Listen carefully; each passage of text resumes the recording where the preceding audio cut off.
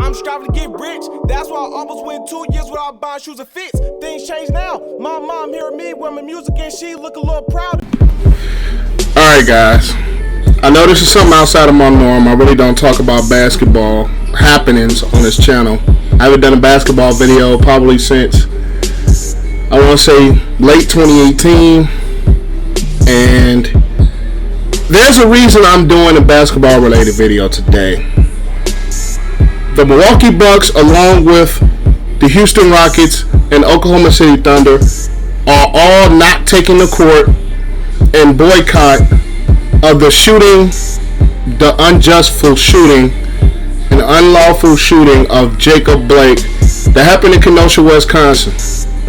And first of all, I don't blame anybody for protesting those games. I don't.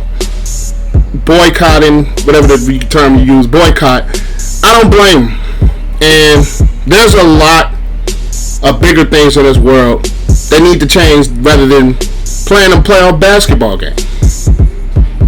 And I'm glad to see that those teams have stepped up, those players have stepped up and said, no, we're not going to play. Something has to change. We no longer asking for change. We demand it. Because, number one, should have never happened. This should have never happened. Now, I haven't watched the video, and I don't want to watch the video, because just like the George Floyd video, I haven't watched that either. I am so sick and tired of seeing my fellow black men and black women hurt, murdered in the hands of cops using just excessive force, police brutality, for no reason. For no reason. It should not have happened.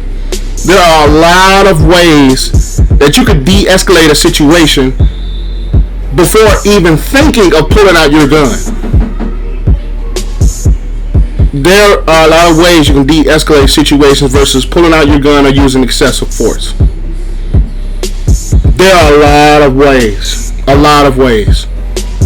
And at the end of the day, I don't want to see it. I don't want to see the trauma of somebody else getting shot or killed in the hands of the police and nothing happens to the cops.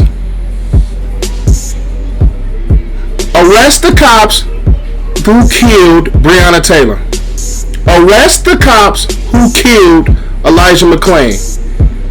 Arrest the cop who shot Jacob Blake. At the end of the day, we are tired of things happening to us with no repercussions and nobody's being held responsible or accountable for the actions. It's sickening. Absolutely sickening. Now, I was watching Inside the NBA yesterday, and Kenny, Charles, Ernie, and Shaq were having this conversation about them having, number one, a gun pulled on them by police, and number two, having to talk to your sons, daughters, nieces, nephews, or just kids in that period, basically, of how to behave and how to make it home safely when dealing with the police. And one interesting thing came out of that conversation. Ernie, white man, which that he was one of the ones that said he never had to have the talk with his sons or daughters about how to handle yourself with the police. Shaq, Kenny, who have sons, said they had to have that talk. Charles Barkley, who's had a daughter, said he had to have that talk. And that just struck me as very interesting that the three black men on that panel have had to have that talk with their kids, and the white man never had to have that. Isn't that something wrong with that? Isn't that an issue? Seriously. Isn't there something wrong with that? Do people not see that? That is a problem? that the black men have to talk, or black women have to talk to their kids about how to behave around the police because of the potential of them getting harmed or, for worse, killed in the hands of the police. But the white man did not have to have that talk. It's it's mind-blowing. And then on top of that, the people who watch the video, if you have a pulse or a heart, aren't you not disappointed? Doesn't that make you feel a certain type of way to see something like that happening? And if it doesn't break your heart to watch that video, or if it doesn't move you and it just breaks you down, you're part of the problem. Because any human being that sees another human being unlawfully and unjustly shot like that and could have potentially been murdered, that would do something to him. And the worst fact of all of this is that he had his children in the back seat of the car. Now think if one of those bullets would have ricocheted or anything and hit one of those kids, hurting them and potentially killing them. Think about that.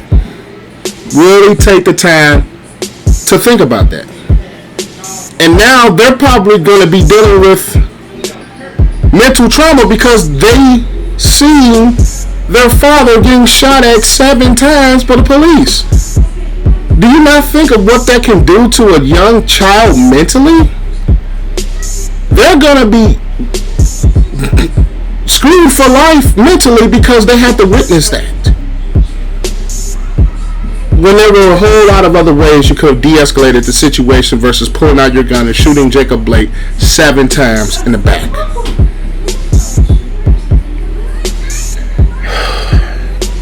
I'm just tired. I'm tired of it.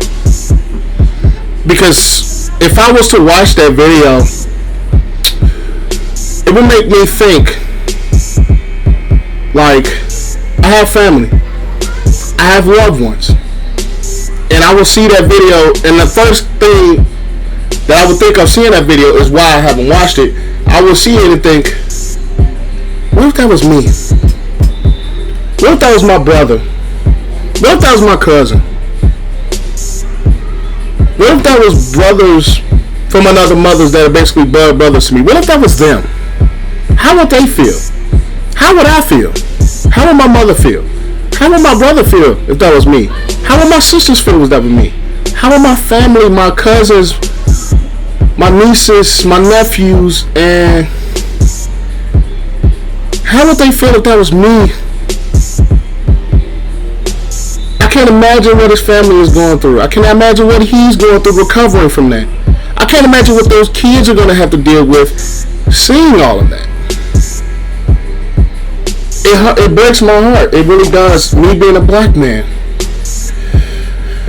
I'm tired of it, man. Something has to change. Because what we've done so far, honestly, let's just say, things have not worked.